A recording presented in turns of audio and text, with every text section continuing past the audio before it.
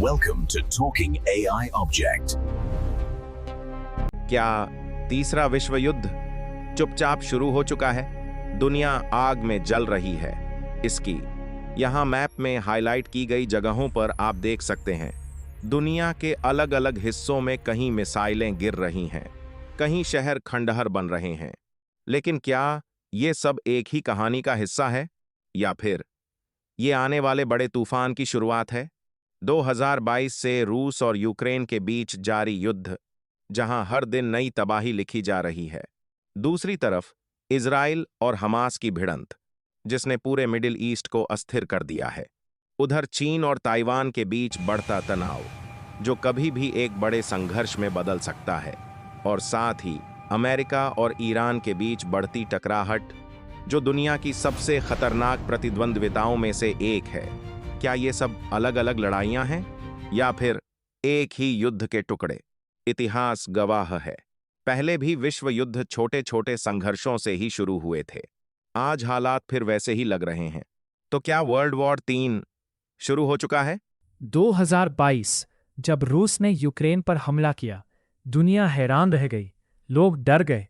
लेकिन ये सिर्फ एक हमला नहीं था, ये रूस द्वारा युद्ध का ऐलान था।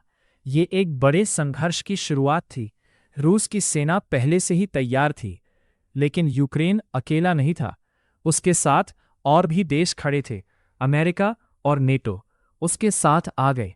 नाटो द्वारा हथियार, पैसा और टेक्नोलॉजी मुहैया कराई जा रही थी। सब कुछ यूक्रेन को भेजा जाने लगा, और ये युद्ध आज और भी लंबा और विध्वंसक हो गया है। और रूस दुनिया से अलग होता चला गया। इकोनॉमिक सैंक्शंस, रूस को 2024 ओलंपिक से बैन कर दिया गया। उसे चारों तरफ से घेर चुके थे। लेकिन युद्ध रुका नहीं, बल्कि और खतरनाक बनता गया। हर दिन तबाही बढ़ती गई, और कई लोगों ने अपनी जान गंवाई।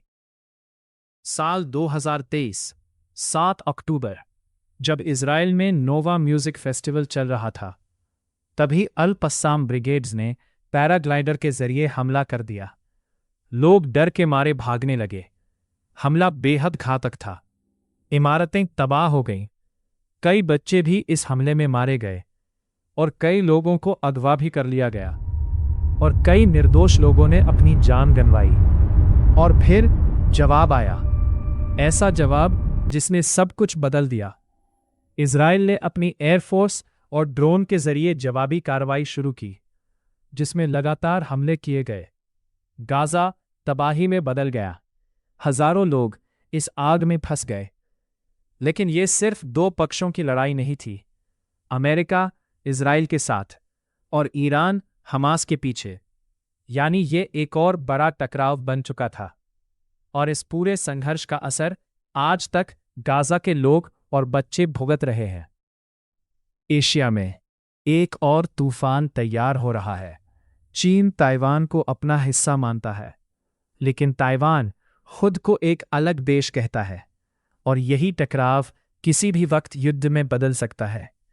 चीन लगातार अपनी ताकत दिखा रहा है।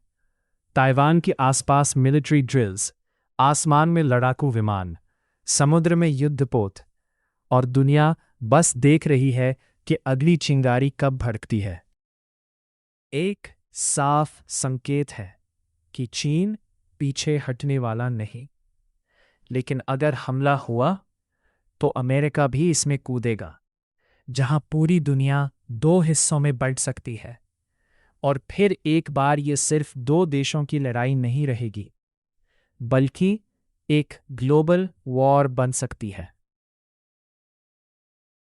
कश्मीर की वादियों में जहां शांति दिखती है, पहलगाम एक ऐसी खूबसूरत जगह है जहां लोग सुकून और छुट्टियों के लिए आते हैं। 22 अप्रैल 2025, जब 4 आतंकवादी लश्कर-ए-तैयबा के समूह से जुड़े हुए वहां पहुंचे और अचानक फायरिंग शुरू कर दी। इस हमले में 26 बेगुनाह लोगों की जान चली गई। इस हमले के बाद दोनों देशों के बीच तनाव और भी बढ़ गया, और भारत में कई पाकिस्तानी सोशल मीडिया प्लेटफॉर्म्स को बैन कर दिया गया। अब भारत को देना था करारा जवाब। 7 मई 2025 को रात 1:05 बजे से 1:30 बजे के बीच भारत ने ऑपरेशन सिंदूर लॉन्च किया। रात के अंधेरे में ड्रोन स्ट्राइक की गई और इस हमले में कई वांछित आतंकियों को मार गिराया गया। अक्सर दोनों देशों के बीच सीमा पर तनाव बना रहता है और सीमा पर अक्सर ऐसा देखा गया है कि कभी भी युद्ध का खतरा बना रहता है। अब कहानी पहुंचती है दुनिया के सबसे खतरनाक टकराव तक, अमेरिका बनाम ईरान। लेकिन ये सीधी लड़ाई नहीं है, ये एक शैडो वॉर है। इसे कहते हैं प्रॉक्सी वॉर। अमेरिका लगातार अपनी सेना ईरान के करीब तैनात कर रहा है। तनाव अब टकराव में बदल चुका है। ये जंग का असर कई देशों पर पड़ रहा है और वो इसमें शामिल भी होते जा रहे हैं। ईरान अलग अलग मिलिशियाज को सपोर्ट करता है और अमेरिका अपने एलाइज के साथ जवाब देता है। हमले होते हैं लेकिन सीधे नहीं, और इस टकराव में कई लोगों की जान जा रही है। कभी ड्रोन अटैक्स, कभी मिसाइल स्ट्राइक्स। मासूम लोग इस जंग की कीमत चुका रहे हैं। हमला इतना घातक और खतरनाक होता है कि उससे बच पाना लगभग नामुमकिन हो जाता है, और ये युद्ध कई देशों में फैल चुका है। अब इन सभी को जोड़कर देखो। अगर ये सब एक साथ होकर जंग लड़े तो तबाही कितनी भयानक हो सकती है, इसका अंदाजा लगाना भी मुश्किल है। हर जगह बड़ी शक्तियां शामिल हैं। हर जगह अलायंसेस बन रहे हैं। एक तरफ एक ग्रुप, दूसरी तरफ दूसरा ग्रुप, ठीक वैसे ही जैसे वर्ल्ड वॉर से पहले हुआ था। आज दुनिया के पास न्यूक्लियर वेपन्स है। एक बटन और सब कुछ बदल सकता है। अगर एक देश ने इस्तेमाल किया तो जवाब जरूर आएगा। परमाणु विस्फोट के बाद आसमान में एक विशाल मशरूम क्लाउड बनता है। तेज गर्मी और शॉकवेव कुछ ही सेकंड में सब कुछ तबाह कर देती है, और देखते ही देखते पूरा इलाका खत्म हो जाता है और फिर कोई नहीं बचेगा, क्योंकि ये युद्ध आखिरी हो सकता है। जापान के हिरोशिमा और नागासाकी इस विनाश को झेल चुके हैं। वहां के लोग आज भी इसके असर से पीड़ित हैं। तो क्या वर्ल्ड वॉर 3 शुरू हो चुका है और अब पूरी दुनिया इस आग में झुलसती नजर आ रही है? शायद अभी नहीं, लेकिन हालात उसी दिशा में बढ़ रहे हैं। हर दिन एक नया खतरा, और अगर हमने इसे रोका नहीं, ये युद्ध हमारे आने वाले कल को गहराई से प्रभावित करेगा।